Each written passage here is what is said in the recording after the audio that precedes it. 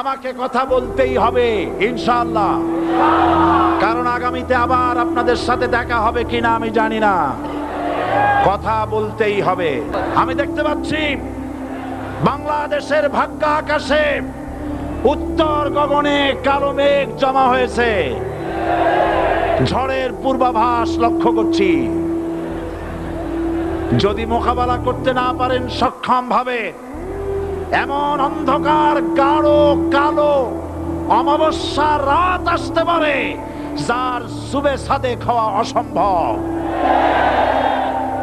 সুতরাং আপনারা কি কাপুরুষের মতো কাফের মুশরিকদের গোলামি করে মরতে চান? বিড়ালের মতো 500 বছর বেঁচে থাকার কোনো লাভ নাই। সিংহের মতো 1 ঘন্টা বাঁচতে চাই।